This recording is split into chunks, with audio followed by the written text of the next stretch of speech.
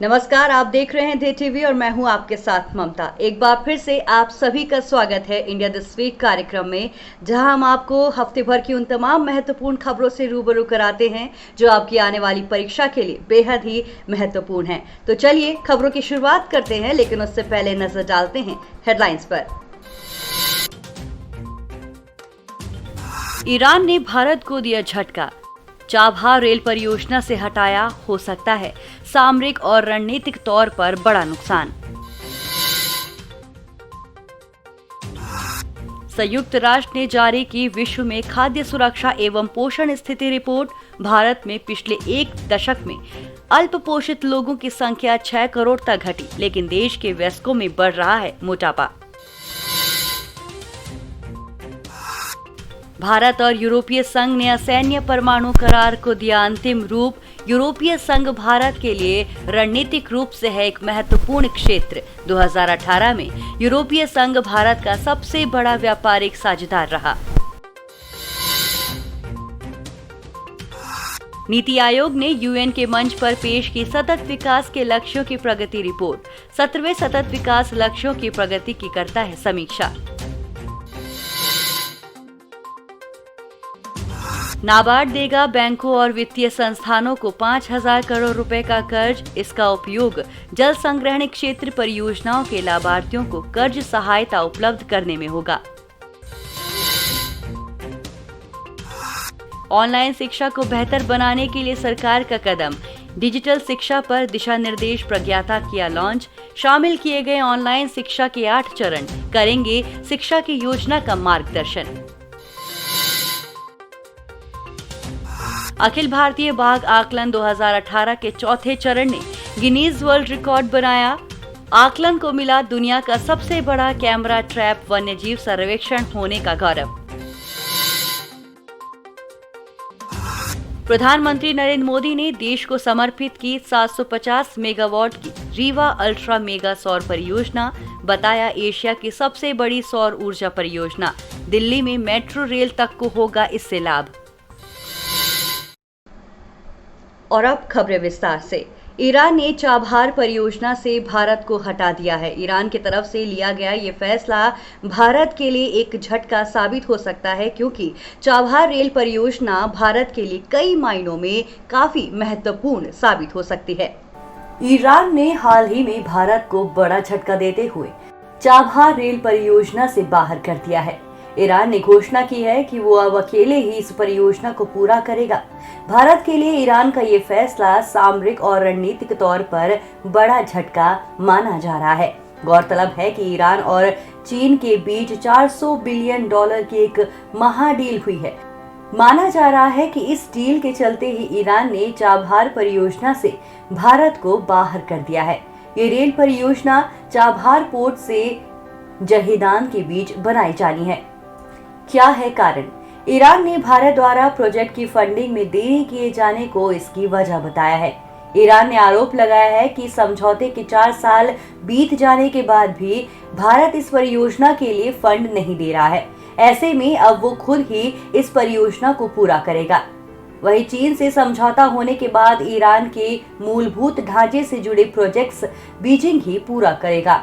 भारत सरकार ने अफगानिस्तान तथा मध्य एशिया के साथ व्यापार करने के लिए एक वैकल्पिक मार्ग बनाने के लिए अफगानिस्तान तथा ईरान के साथ एक त्रिपक्षीय समझौता किया था। चाबहार रेल परियोजना का निर्माण इसी त्रिपक्षीय समझौते के तहत भारत की प्रतिबद्धताओं का एक हिस्सा था। इस समझौते को वर्ष 2016 में प्रधानमंत्री नरेंद्र मोदी की तेहरान यात्रा के दौरान अंतिम रूप दिया गया था। भारतीय रेलवे कंस्ट्रक्शन लिमिटेड यानी IRCON ने $6 बिलियन की वित्तीय सहायता के अतिरिक्त रेलवे लाइन परियोजना में सहयोग करने का वादा किया था। इस परियोजना पर कार्य आरंभ होने से पूर्व ही संयुक्त राज्य अमेरिका ने ईरान पर प्रतिबंध लगा दिए थे। हालांकि इस विशिष्ट रेलवे लाइन परियोजना के लिए अमेरिकी प्रतिबंधों से छूट प्राप्त थी, फिर भी भारत के लिए उपकरण आपूर्तिकर्ताओं को तलाश करने में कठिनाई हो रही थी, क्योंकि अधिकांश आपूर्तिकर्ताओं को अमेरिकी कार्रवाई का भय था। चाबहार रेल परियोजना के संबंध में ईरान द्वारा ये निर्णय ऐसे समय में लिया गया है जब चीन ईरान के साथ 25 वर्षीय आर्थिक और सुरक्षा साझेदारी को अंतिम रूप देने का प्रयास कर रहा है। ईरान और चीन के बीच इस समझौते के हो जाने पर मैंकिंग दूरसंचार, बंदरगाह, रेलवे तथा कई अन्य परियोजनाओं सहित ईरान के विभिन्न क्षेत्रों में चीनी मौजूदगी का व्यापक रूप से विस्तार हो सकता है। वहीं ईरान नई दिल्ली के लिए एक महत्वपूर्ण रणनीतिक सहयोगी रहा है। चीन ईरान समझौता इस क्षेत्र में भारत की संभावनाओं को काफी क्षति पहुंचा सकता है। हाल ही में हुए चीन के साथ सीमा विवाद के पश्चात भारत के चीन के साथ संबंध और अधिक तनावपूर्ण हुए हैं। बताते चले कि चाबहार बंदरगाह ओमान की खाड़ी पर स्थित है तथा ईरान का एकमात्र समुद्री बंदरगाह है। चाबहार बंदरगाह के माध्यम से भारत अफगानिस्तान तक माल परिवहन करने में पाकिस्तान को बाईपास कर सकता है। इसके माध्यम से भारत की ईरान तक पहुंच में वृद्धि होगी। ईरान भारत के लिए अंतर्राष्ट्रीय उत्तर दक्षिण परिवहन गलियारे के लिए परिवेश मार्ग प्रदान करेगा, जिससे भारत, रूस, ईरान, यूरोप तथा मध्य एशिया से समुद्री, रेल और सड़क मार्गों से जुड़ सकेगा।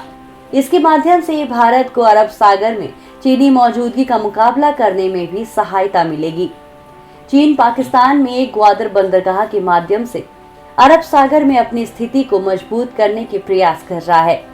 ग्वादर बंदरगाह चाबहार से सड़क मार्ग से 400 किलोमीटर तथा समुद्री मार्ग से 100 किलोमीटर से कम दूरी पर स्थित है। राजनयिक दृष्टिकोण से चाबहार बंदरगाह को मानवीय कार्यों के समन्वय करने के लिए इस्तेमाल किया जा सकता है। और वहीं संयुक्त राष्ट्र ने विश्व में खाद्य सुरक्षा एवं पोषण स्थिति की रिपोर्ट जारी की है। इस रिपोर्ट में भारत की क्या स्थिति है, भारत में कुपोषण दर कितना घटा है, देखिए इस रिपोर्ट में। बीते सोमवार को जारी विश्व में खाद्य सुरक्षा एवं पोषण स्थिति रिपोर्ट में बताया गया कि बच्चों में बौनेपन की समस्या कम हो गई है, लेकिन देश के वयस्कों में मोटापा बढ़ रहा है। आपको बता दें कि भूख एवं कुपोषण को समाप्त करने की दिशा में होने वाली प्रगति पर नजर रखने वाले ये सबसे आधिकारिक वैश्विक अध्ययन माना जाता है। इस रिपोर्ट के अनुसार भारत में अल्प पोषित लोगों की संख्या 2004-06 के 24.94 करोड़ से घटकर 2017-19 में 18.92 करोड़ रह गई। उन उप क्षेत्रों में जिनमें अल्प पोषण में कमी दिखाई दी है, उनमें पूर्वी एवं दक्षिण एशिया उप क्षेत्र अहम हैं। इन उप क्षेत्रों में भी एशिया महाद्वीप की दो सबसे बड़ी अर्थव्यवस्थाओं चीन और भारत का वर्चस्व कायम है। इस रिपोर्ट को संयुक्त राष्ट्र के खाद्य एवं कृषि संगठन, अंतर्राष्ट्रीय कृषि विकास कोष, संयुक्त राष्ट्र बल कोष, संयुक्त राष्ट्र विश्व खाद्य कार्यक्रम और विश्व स्वास्थ्य संगठन की ओर से संयुक्त रूप से तैयार किया जाता है। इसमें यह भी कहा गया है कि भारत में 5 साल से कम उम्र के बच्चों में बौनेपन की समस्या भी 2012 में 47.8% से घटकर 2019 में 34.7% रह गई। यानी 2012 में यह समस्या 6.2 करोड़ बच्चों में थी, जो 2019 में घटकर 4.03 करोड़ रह गई। रिपोर्ट में कहा गया है कि ज्यादातर भारतीय वयस्क 2012 से 2016 के बीच मोटापे के शिकार हुए। मोटापे से ग्रस्त होने वाले वयस्कों की संख्या 2012 के 2.52 करोड़ से बढ़कर 2016 में 3.43 करोड़ हो गई, यानी 3.1% से बढ़कर 3.9% हो गई। वहीं खून की कमी से प्रभावित प्रजनन आयु वर्ग 15 से 49 की महिलाओं की संख्या 2012 में 16.56 करोड़ से बढ़कर 2016 में 17.56 करोड़ हो गई। वहीं नवजात शिशु से 5 माह के शिशु जो पूरी तरह स्तनपान करते हैं, उनकी संख्या 2012 के 1.12 करोड़ से बढ़कर 2019 में 1.39 करोड़ हो गई। रिपोर्ट में कहा गया है कि 2019 में दुनिया भर में करीब 69 करोड़ लोग अल्प पोषित या भूखे थे। ये संख्या 2018 के मुकाबले 1 करोड़ ज्यादा है। एशिया में भूखों की संख्या सबसे ज्यादा है, लेकिन ये अफ्रीका में भी तेजी से बढ़ रही है। आंकड़ों पर गौर करें तो इस रिपोर्ट में कोरोना जैसी वैश्विक महामारी ने भी इस रिपोर्ट के आंकड़ों पर व्यापक असर डाला है। रिपोर्ट में ये अनुमान लगाया गया है कि कोविड-19 वैश्विक महामारी के कारण दुनिया भर में 2020 के आखिर तक 13 करोड़ और लोग भुखमरी की किल्लत से जूझते दिखाई देंगे। इसके हिसाब से अफ्रीका सबसे अधिक प्रभावित क्षेत्र है, जहां के 19.1% लोग अल्प पोषित हैं। मौजूदा चलन के लिहाज से देखें तो 2030 तक अफ्रीका में आधे से ज्यादा लोग विश्व के लंबे समय से भूखे रहने वाले लोग हो जाएंगे। कोविड-19 वैश्विक खाद्य प्रणालियों की संवेदनशीलता को बढ़ा रहा है, क्योंकि अभी गतिविधियां एवं प्रक्रियाएं खाद्य उत्पादन, वितरण एवं उपभोग को प्रभावित कर रही हैं। रिपोर्ट में कहा गया है कि अभी लॉकडाउन एवं अन्य रोकथाम उपायों के पूर्ण प्रभाव को आंकना बहुत जल्दीबाजी होगा, लेकिन रिपोर्ट का अनुमान है कि 2020 में कम से कम और 8.3 करोड़ लोग और संभवतः 13.2 करोड़ लोग कोविड-19 के कारण आई आर्थिक मंदी के परिणाम स्वरूप भूख का शिकार हो सकते हैं। साथ ही ये भी कहा गया है, इस झटके ने सतत विकास लक्ष्य 2 की कामयाबी पर भी सवालिया निशान लगा दिए हैं। सतत विकास लक्ष्य 2 भुखमरी को पूरी तरह खत्म करने के लिए है। हालिया अनुमान है कि करीब 3 अरब लोग या उससे ज्यादा स्वस्थ आहार ले पाने में असमर्थ हैं। उप सहारा अफ्रीका और दक्षिणी एशिया में ये उसके 57% आबादी के साथ है। हालांकि उत्तरी अमेरिका और यूरोप समेत कोई भी क्षेत्र इससे अछूता नहीं है। वहीं भारत और ईयू ने असैन्य परमाणु क्षेत्र में सहयोग के लिए एक मसौदा समझौते को अंतिम रूप दिया है। आपको बता दें, ये 13 साल की बातचीत के बाद ये फैसला लिया गया।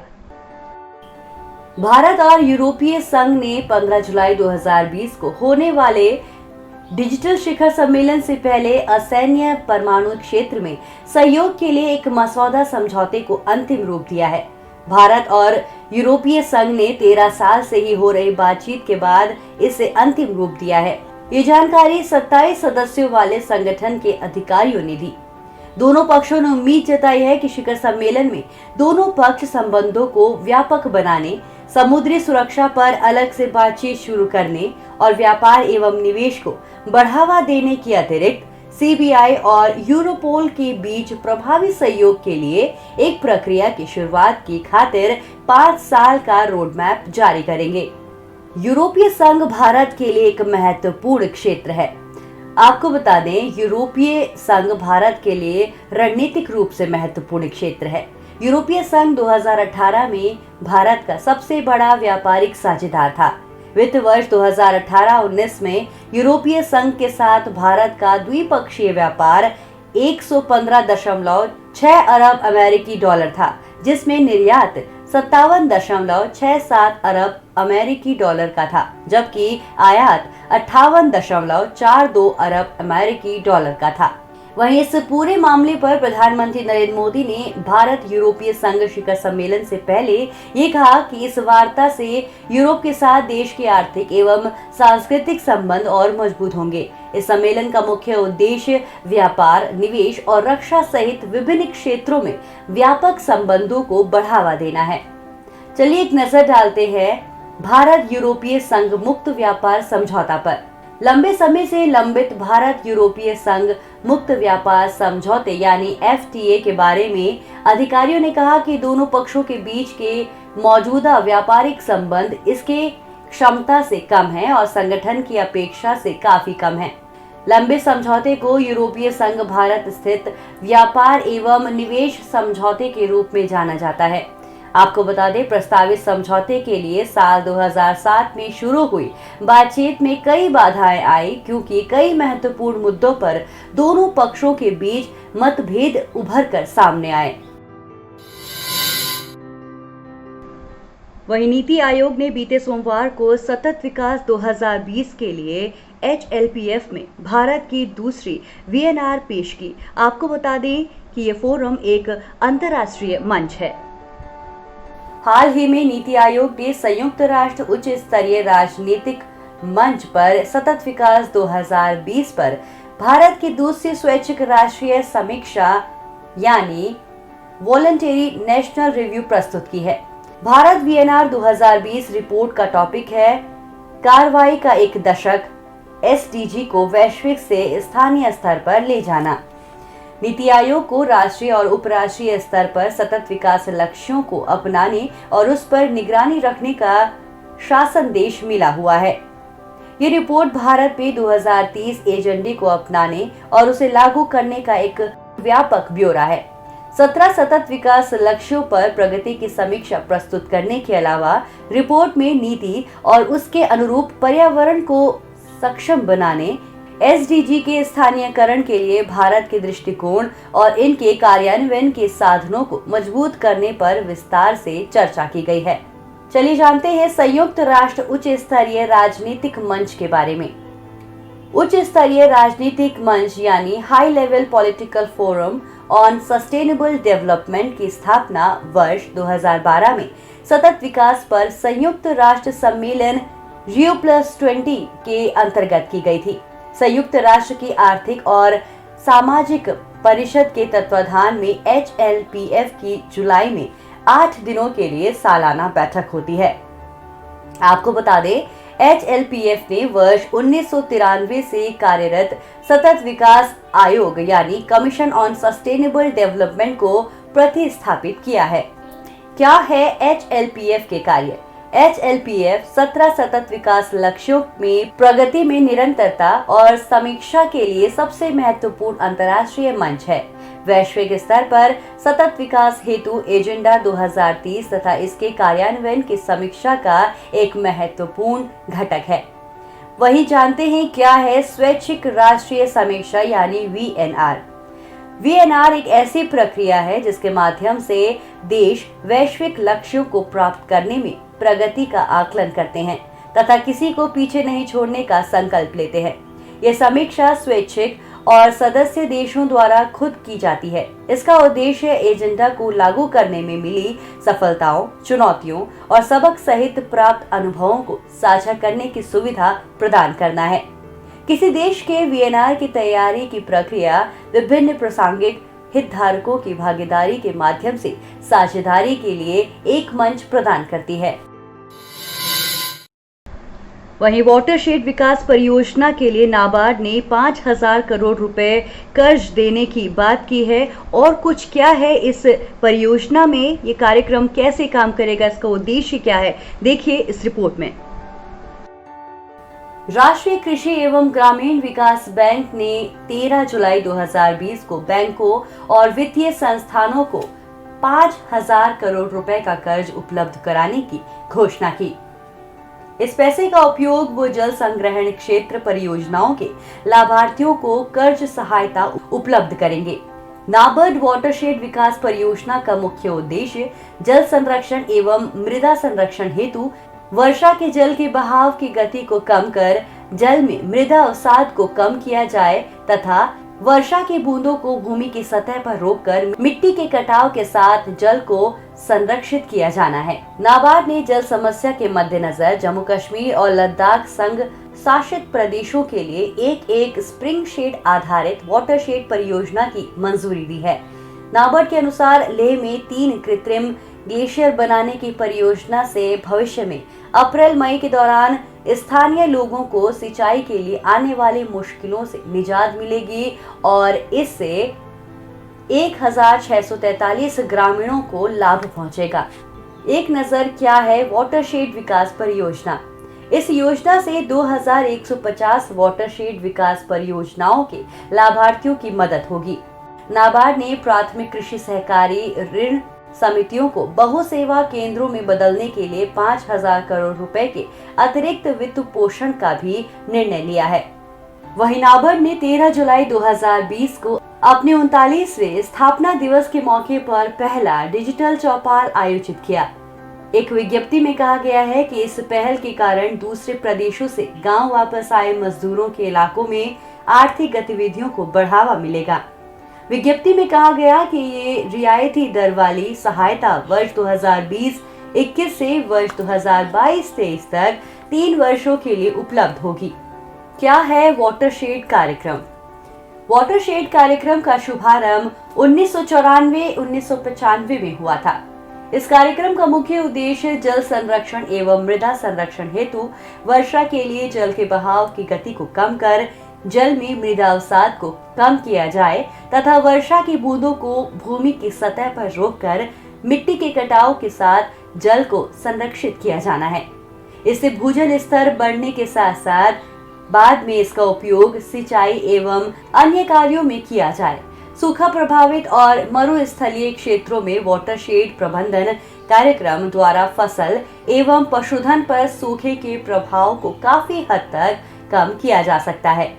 जल संरक्षण द्वारा पारिस्थितिक संतुलन बनाकर मरुस्थलीयकरण की प्रक्रिया को रोकने में सहायता मिलेगी। वाटरशेड प्रबंधन योजना में जल संरक्षण की परंपरागत तकनीकी के साथ साथ आधुनिक तकनीकी के प्रयोग पर बल दिया गया है। इसके तहत सिंचाई में जल की होने वाली बर्बादी पर प्रभावी रोकथाम लगाने के लिए आधुनिक तकनीकी पर बल दिया जा रहा है। वहीं कोविड-19 की स्थिति को देखते हुए स्कूल कॉलेज सभी फिलहाल बंद है और उनके खुलने के आसार फिलहाल नजर नहीं आते हैं क्योंकि अभिभावक इसके लिए तैयार नहीं है। ऐसे में एचआरडी मिनिस्ट्री ने ऑनलाइन शिक्षा को और बेहतर बनाने के लिए उसके दिशा निर्देश के लिए प्रज्ञाता लॉन्च की। कोरोना वायरस संक्रमण की स्थिति के बीच स्कूल कॉलेजों में ऑनलाइन क्लासेस जारी है, लेकिन इसे लेकर कोई पुख्ता गाइडलाइन नहीं होने के कारण कई अभिभावक इसे लेकर काफी परेशान हैं। दरअसल छोटे बच्चों को घंटों ऑनलाइन पढ़ाई करनी पड़ रही है, जिससे उनके स्वास्थ्य पर विपरीत असर हो रहा है। ऐसे में केंद्रीय मानव संसाधन विकास मंत्रालय ने डिजिटल शिक्षा पर दिशा निर्देश प्रज्ञाता जारी किया। एचआरडी मंत्री डॉक्टर रमेश पोखरियाल निशंक ने बीते मंगलवार को ऑनलाइन माध्यम से इसे लॉन्च किया। आपको बता दें, केंद्रीय मानव संसाधन विकास मंत्रालय द्वारा बता दें कि प्रज्ञाता दिशा निर्देशों के तहत ऑनलाइन और डिजिटल शिक्षा के 8 चरण शामिल किए गए हैं। इनमें योजना, समीक्षा, व्यवस्था, मार्गदर्शन, याद यानी टॉक, असाइन, ट्रैक और सराहना शामिल है। मंत्रालय के मुताबिक ये सभी 8 चरण चरणबद्ध तरीके से डिजिटल शिक्षा की योजना और क्रियान्वयन का मार्गदर्शन करते हैं। खास बात यह है कि इनके साथ उदाहरण भी दिए गए हैं। ऑनलाइन और डिजिटल शिक्षा की योजना बनाते समय कक्षा के अनुसार सत्र की अवधि, स्क्रीन समय, समावेशित संतुलित ऑनलाइन और ऑफलाइन गतिविधियां आदि इन सारी चीजों पर मूल्यांकन की आवश्यकता है। वहीं हस्तक्षेप के तौर तरीके, जिनमें संसाधनों का कक्षा के स्तर में अनुसार वितरण आदि सम्मिलित है। डिजिटल शिक्षा के दौरान शारीरिक, मानसिक स्वास्थ्य और तंदुरुस्ती, साइबर सुरक्षा तथा नैतिकता को बनाए रखने के लिए सावधानियां तथा सुरक्षा उपाय, विभिन्न पहलों के साथ समन्वय तथा सहयोग भी जरूरी है। वहीं ऑनलाइन शिक्षा पर दिशा निर्देशों की आवश्यकता भी है। ऑनलाइन शिक्षा ने महामारी के दौरान बच्चों की पढ़ाई को लेकर उत्पन्न कमियों को काफी हद तक दूर किया है, लेकिन छात्रों को शिक्षित करने के लिए डिजिटल तकनीकों का उपयोग करते समय अत्यधिक सावधानी की आवश्यकता होगी। महामारी के प्रभाव को कम करने के लिए स्कूलों को न केवल अब तक पढ़ाने और सिखाने के तौर तरीकों को बदलकर फिर से शिक्षा प्रदान करने के नए मॉडल तैयार करने की आवश्यकता है। इसके साथ ही घर पर स्कूली शिक्षा तथा विद्यालय में शिक्षा के एक स्वस्थ मिश्रण के माध्यम से बच्चों को गुणवत्तापूर्ण शिक्षा प्रदान करने की एक उपयुक्त विधि भी पेश करनी होगी। वहीं हाल ही में भारत की 2018 की बाघ जनगणना ने अब तक का सबसे बड़ा कैमरा ट्रैप वाइल्ड लाइफ सर्वे होने का विश्व रिकॉर्ड बनाया है। आपको बता दें, जनगणना ने Guinness book of world record में अपना नाम दर्ज करा लिया है। पिछले साल वैश्विक बाघ दिवस के मौके पर घोषित अखिल भारतीय बाघ आकलन 2018 के चौथे चरण के परिणामों ने दुनिया के सबसे बड़े कैमरा ट्रैप वन्यजीव सर्वेक्षण होने का गिनीज वर्ल्ड रिकॉर्ड कायम किया है। दरअसल में कैमरा ट्रैप मोशन सेंसर्स के साथ लगे हुए एक तरह के बाहरी फोटोग्राफिक उपकरण होते हैं, जो किसी भी जानवर के गुजरने पर रिकॉर्डिंग शुरू कर देते हैं। इन कैमरा ट्रैप को जंगल के 149 अलग अलग साइटों के 26,838 जगहों पर रखा गया था। इसके जरिए तकरीबन 1,21,337 वर्ग किलोमीटर के प्रभावी क्षेत्र का सर्वेक्षण किया गया। भारत में बाघों की स्थिति। ताजा तरीन गिनती के मुताबिक देश में बाघों की अनुमानित तादाद 2,967 है। इस आंकड़े पर गौर करें तो भारत के जंगलों में दुनिया के बाघों का तकरीबन 75% बाघ मौजूद है। गौरतलब है कि भारत ने साल 2010 में सेंट पीटर्सबर्ग में बाघों की संख्या दोगुनी करने का ऐलान किया था। हालांकि भारत ने संकल्प इस निर्धारित लक्ष्य को साल 2022 से बहुत पहले ही पा लिया है। आइए अब एक नजर डालते हैं देश के विभिन्न राज्यों में मौजूद बाघों की संख्या पर। देश में बाघों की सबसे ज्यादा तादाद मध्य प्रदेश में है, जहां कुल 526 बाघ मौजूद हैं। इसके बाद कर्नाटक राज्य दूसरे पायदान पर है, जहां कुल बाघों की संख्या 524 है। उत्तराखंड इस बाघ गणना में तीसरे स्थान पर है, जहां 442 बाघ यहां के जंगलों में है। बीते 5 सालों में संरक्षित क्षेत्रों की संख्या 692 से बढ़कर 860 से अधिक और सामुदायिक संरक्षित क्षेत्रों की तादाद 43 से बढ़कर 100 हो गई है। साल 2006 की बाघ गणना पर गौर करें तो देश में बाघों की संख्या 1,411 थी, जो साल 2010 में बढ़कर 1,706 और साल 2014 में बढ़कर 2,226 हो गई थी। इससे ये पता चलता है कि बीते एक दशक में बाघों की संख्या में लगातार इजाफा हुआ है। मध्य प्रदेश के पेंच बाघ अभयारण्य में बाघों की सर्वाधिक संख्या दर्ज की गई तथा तमिलनाडु के सत्यामंगलम बाघ अभयारण्य में वर्ष 2014 के पश्चात अधिकतम सुधार दर्ज किया गया। छत्तीसगढ़ और मिजोरम में बाघों की संख्या में कमी पाई गई, जबकि ओडिशा में बाघों की संख्या स्थिर रही। वहीं अन्य सभी राज्यों में सकारात्मक वृद्धि पाई गई। एक नजर अखिल भारतीय बाघ आकलन पर। अखिल भारतीय बाघ आकलन को प्रति 4 वर्ष में राष्ट्रीय बाघ संरक्षण प्राधिकरण द्वारा भारतीय वन्यजीव संस्थान की तकनीकी समर्थन से आयोजित किया जाता है तथा राज्य वन विभागों और अन्य भागीदारों द्वारा इसे कार्यान्वित किया जाता है। वैश्विक तथा राष्ट्रीय स्तर पर जारी बाघ संरक्षण के प्रयास। भारत में वर्ष 1973 में प्रोजेक्ट टाइगर की शुरुआत की गई, जो वर्तमान में 50 से अधिक संरक्षित क्षेत्रों में देश के भौगोलिक क्षेत्र के लगभग 2.2% के बराबर क्षेत्रफल में सफलतापूर्वक जारी है। राष्ट्रीय बाघ संरक्षण प्राधिकरण द्वारा वन रक्षकों के लिए एक mobile monitoring system for tigers incentive protection and ecological status launch किया गया है। वर्ष 2010 में आयोजित पीटर्सबर्ग टाइगर समिट में वैश्विक स्तर पर 13 बाघ रेंज वाले देशों के नेताओं ने TX2 नारा के साथ बाघों की संख्या को दोगुना करने के लिए अधिक प्रयास करने का संकल्प लिया। वहीं विश्व बैंक ने अपने ग्लोबल टाइगर इनिशिएटिव कार्यक्रम के माध्यम से अपनी उपस्थिति और संगठन क्षमता का उपयोग करते हुए बाघ एजेंडे को मजबूत करने के लिए वैश्विक साझेदारों को एक मंच पर एकत्रित किया है। और वहीं इन वर्षों में ग्लोबल टाइगर इनिशिएटिव पहल ग्लोबल टाइगर इनिशिएटिव काउंसिल के संस्थागत रूप में स्थापित हो गई है तथा अब ये ग्लोबल टाइगर फोरम तथा global snow leopard ecosystem protection programme के माध्यम से बाघ संरक्षण संबंधी कार्यक्रम चला रही है। और वहीं प्रधानमंत्री नरेंद्र मोदी ने रीवा सोलर प्लांट का लोकार्पण किया है। आपको बता दें, अपने संबोधन में प्रधानमंत्री नरेंद्र मोदी ने इसे एशिया का सबसे बड़ा सोलर प्लांट बताया है। आपको बता दें, ये सोलर प्लांट 750 मेगावाट की बिजली का उत्पादन करता है। बीते 10 जुलाई 2020 को प्रधानमंत्री नरेंद्र मोदी ने वीडियो कॉन्फ्रेंसिंग के जरिए मध्य प्रदेश के रीवा में स्थापित 750 मेगावाट की सौर परियोजना राष्ट्र को समर्पित की है, जहां इस मौके पर मध्य प्रदेश के मुख्यमंत्री शिवराज सिंह चौहान समेत कई अन्य मंत्रियों ने इस कार्यक्रम में हिस्सा लिया है। मध्य प्रदेश के रीवा जिले में एशिया का सबसे बड़ा सौर ऊर्जा संयंत्र स्थापित किया गया है। ये अल्ट्रा मेगा सौर ऊर्जा संयंत्र मध्य प्रदेश के लोगों को, उद्योगों को तो बिजली मिलेगी ही, दिल्ली में मेट्रो रेल तक को इसका लाभ मिलेगा।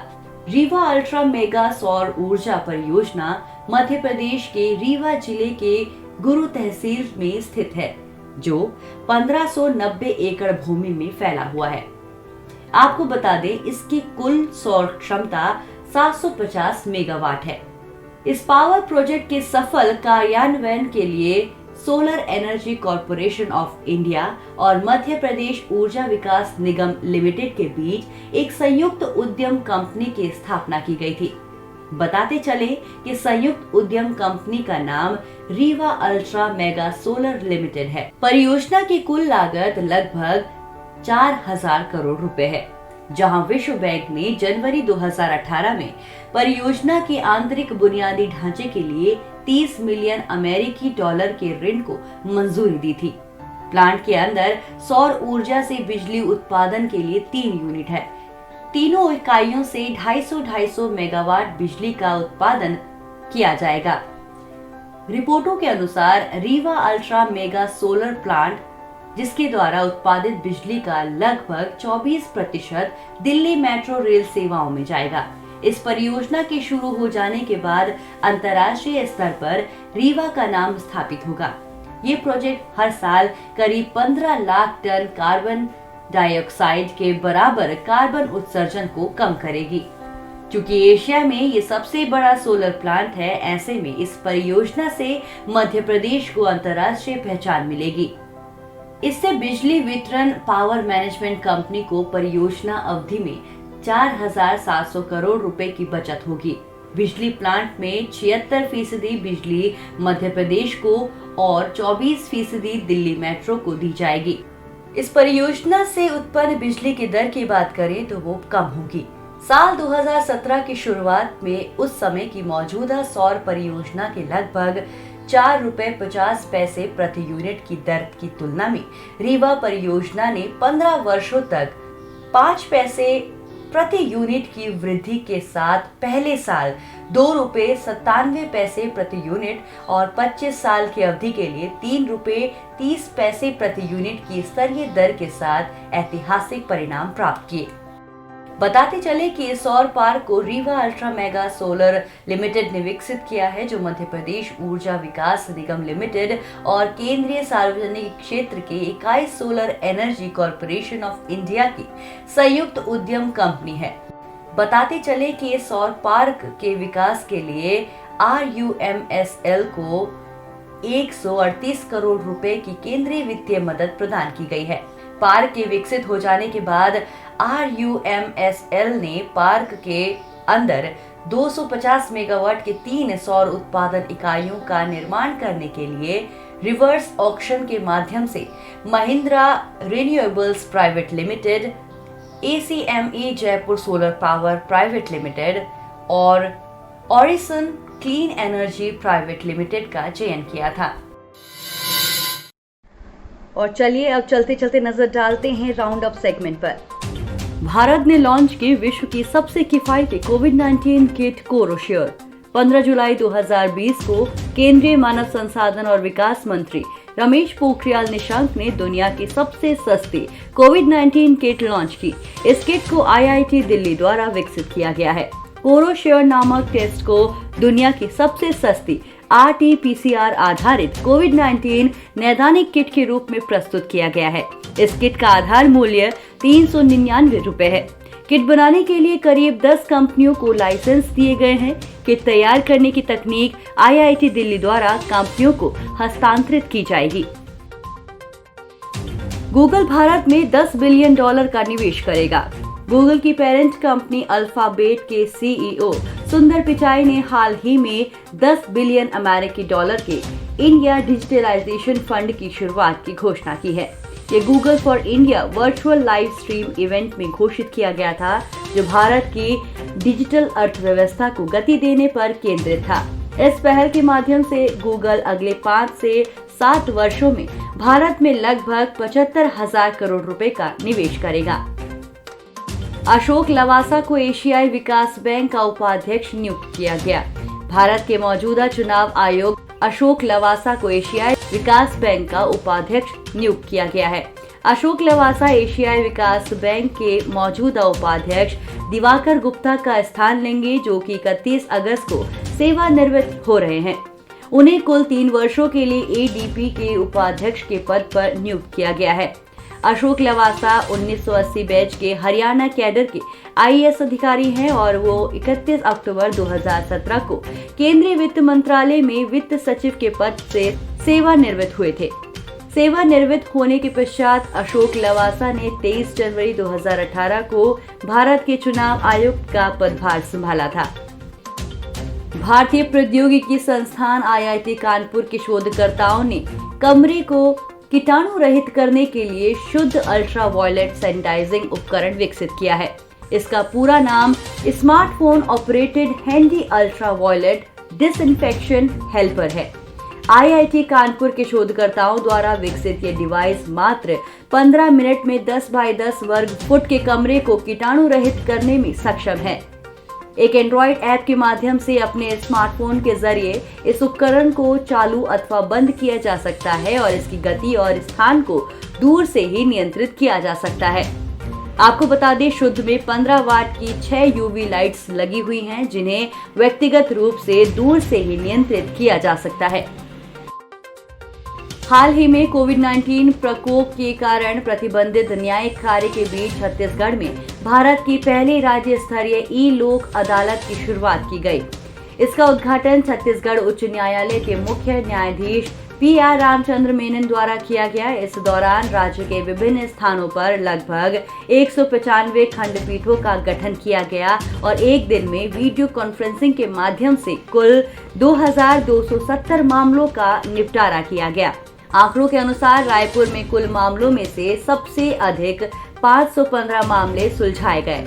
ध्यातव्य है कि ई लोक अदालत की ये नवीन अवधारणा न्यायिक प्रणाली के लिए खास तौर पर मौजूदा कोविड-19 के समय में काफी मददगार साबित हो सकती है। कोरोना वायरस संक्रमण को सीमित करने के लिए मध्य प्रदेश सरकार ने रोको टोको अभियान की शुरुआत की है। यह अभियान मुख्य रूप से उन लोगों के लिए संचालित किया जा रहा है जो घर से बाहर जाते समय मास्क का प्रयोग नहीं करते हैं। गौरतलब है कि मध्य प्रदेश में सभी सार्वजनिक स्थानों पर मास्क का उपयोग करना अनिवार्य है। अब इस अभियान के तहत राज्य में चयनित स्वैच्छिक संगठन उन लोगों को मास्क प्रदान करेंगे जो सार्वजनिक स्थानों पर मास्क नहीं पहनते हैं और उन लोगों से इस संबंध में प्रति मास्क 20 रुपए का शुल्क भी वसूला जाएगा।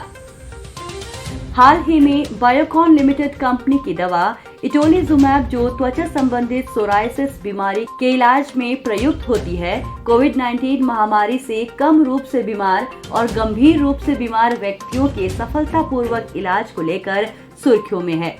इटोलिजुमैब दवा का कुछ कोविड-19 मरीजों पर परीक्षण किया गया। विशेषज्ञों के अनुसार ये परीक्षण पूर्ण रूप से सफल रहा है।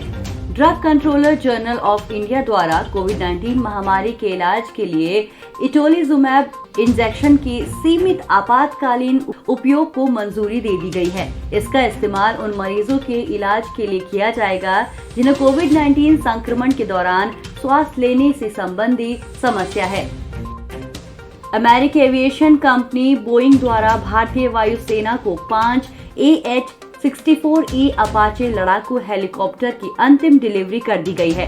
गौरतलब है कि भारत ने बोइंग कंपनी के साथ कुल 22 अपाचे लड़ाकू हेलीकॉप्टर खरीदने का सौदा किया था, जिसमें से 17 अपाचे हेलीकॉप्टरों की आपूर्ति वायुसेना को पहले ही की जा चुकी है।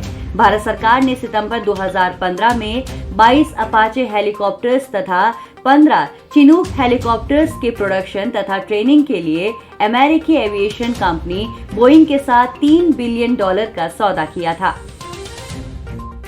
ओडिशा के माओवादी गढ़ के रूप में प्रसिद्ध मलकानगिरी जिले में कट ऑफ क्षेत्र के रूप में पहचाने जाने वाले स्वाभिमान अंचल में स्वतंत्रता के पश्चात पहली बार यात्री बस का सफल संचालन किया गया। ओडिशा में चित्रकोंडा के विधायक ने ओडिशा राज्य सड़क परिवहन निगम की एक बस को चित्रकोंडा से मलकानगिरी जिले के जोडाम्बो के लिए रवाना किया, जहां हाल ही में एक नए पुलिस स्टेशन ने कार्य करना शुरू किया है। गौरतलब है कि पहले स्वाभिमान अंचल में आवागमन के लिए कोई भी सड़क मार्ग नहीं था। उच्चतम न्यायालय ने एक महत्वपूर्ण फैसले में कहा है कि विकलांगता से पीड़ित व्यक्ति भी सामाजिक रूप से पिछड़े होते हैं तथा सार्वजनिक रोजगार और शिक्षा में अनुसूचित जाति जनजाति के उम्मीदवारों के समान छूट एवं लाभों के हकदार हैं। न्यायालय ने अनमोल भंडारी बनाम दिल्ली प्रौद्योगिकी विश्वविद्यालय मामले में दिल्ली उच्च न्यायालय के वर्ष 2012 के निर्णय को बरकरार रखा है। एक दिव्यांगजन आर्यन राज द्वारा government college of arts Chandigarh के खिलाफ याचिका दायर की गई थी। कॉलेज ने पेंटिंग और अप्लाइड आर्ट पाठ्यक्रम में न्यूनतम अर्हता अंकों में आर्यन राज को छूट देने से इनकार कर दिया। कॉलेज का कहना है कि अभियोक्ता परीक्षा में विकलांग व्यक्तियों को भी 40% के सामान्य अर्हता मानक को पूरा करना आवश्यक है। हालांकि अनुसूचित जाति जनजाति के अभ्यर्थियों का सामान्य अर्हता मानकों में 35% की छूट दी गई है। उत्तर प्रदेश के राज्य मंत्रिमंडल ने नए व्यापारिक विचारों को वित्त पोषित करने के उद्देश्य से उत्तर प्रदेश की स्टार्टअप नीति 2020 को मंजूरी दे दी है। इस संबंध में राज्य सरकार द्वारा जारी आधिकारिक विज्ञप्ति के अनुसार वर्तमान में राज्य में कोई विशिष्ट स्टार्टअप नीति नहीं थी और एक स्टार्टअप संस्कृति को प्रोत्साहित करने तथा मजबूत स्टार्टअप पारिस्थितिकी तंत्र के निर्माण के लिए एक स्वतंत्र और व्यापक नीति की आवश्यकता है। उत्तर प्रदेश की इस नीति का उद्देश्य राज्य को स्टार्टअप के विषय में भारत के शेष 3 राज्यों में शामिल करना है। इस नीति के तहत राज्य में कुल 100 इनक्यूबेटर स्थापित किए जाएंगे। साथ ही इस नीति के तहत उत्तर प्रदेश की राजधानी लखनऊ में देश का सबसे बड़ा इनक्यूबेटर स्थापित करने की योजना बनाई गई है। भारतीय रेलवे ने वर्ष 2030 तक शुद्ध शून्य कार्बन उत्सर्जन प्राप्त करने का लक्ष्य निर्धारित किया है। हरित रेलवे बनने के लक्ष्य को प्राप्त करने के लिए इसने प्रयासों को गति दी है। इसकी कुछ पहलों में लाइनों का विद्युतीकरण, ट्रेनों की ऊर्जा दक्षता में सुधार, स्टेशनों के लिए हरित प्रमाणन, कोचों में जैव शौचालयों की फिटिंग और ऊर्जा के नवीकरणीय स्रोतों का इस्तेमाल करना शामिल है। राज्य में ऋतु भरोसा केंद्र के तहत फसलों के मानचित्रण के लिए एक व्यापक अभ्यास 13 जुलाई 2020 से आंध्र प्रदेश में शुरू हो गया है। आंध्र प्रदेश सरकार के राजस्व और कृषि विभाग के अधिकारियों को राज्य में प्रत्येक किसान द्वारा बोई गई फसलों के विवरण को संयुक्त रूप से ऑनलाइन दर्ज करने का काम सौंपा गया है। इलेक्ट्रॉनिक फसल पंजीकरण से प्राप्त आंकड़ों के आधार पर फसलों के बीज उपलब्ध कराए जाएंगे या आपूर्ति की जाएगी। साथ ही ऑनलाइन पंजीकरण के इस डेटा से राज्य सरकार को योजनाओं और पहलों में मदद मिलेगी, जैसे ब्याज मुक्त ऋण, फसल बीमा, ऋतु भरोसा, MSP, न्यूनतम समर्थन मूल्य आदि। रिलायंस बनी 12 लाख करोड़ रुपए के मूल्य वाली पहली भारतीय कंपनी। मुंबई स्थित भारतीय बहुराष्ट्रीय company Reliance industries limited 12 lakh crore रुपए के मूल्य को छूने वाली पहली भारतीय कंपनी बन गई है। रिलायंस ये उपलब्धि हासिल करने वाली पहली भारतीय कंपनी है। अमेरिका 2019-20 में भारत का सबसे बड़ा व्यापारिक साझेदार बनेगा। केंद्रीय वाणिज्य और उद्योग मंत्रालय के आंकड़ों के अनुसार संयुक्त राज्य अमेरिका वित्तीय वर्ष 2019-20 के दौरान भारत का शीर्ष व्यापारिक भागीदार बना हुआ है। ये लगातार दूसरा वित्तीय वर्ष है जब संयुक्त राज्य अमेरिका भारत का शीर्ष व्यापार भागीदार बन गया है। वित्तीय वर्ष 2018-19 में संयुक्त राज्य अमेरिका भारत के शीर्ष व्यापारिक भागीदार बनने के लिए पीपल्स रिपब्लिक ऑफ चाइना से आगे निकल गया था, जो दोनों देशों के बीच लगातार बढ़ रहे आर्थिक संबंधों का संकेत देता है। तो ये थी इस हफ्ते की तमाम महत्वपूर्ण खबरें। अगले हफ्ते आपसे फिर मुलाकात होगी। आप बने रहिए हमारे साथ, देखते रहिए धे टीवी। नमस्कार।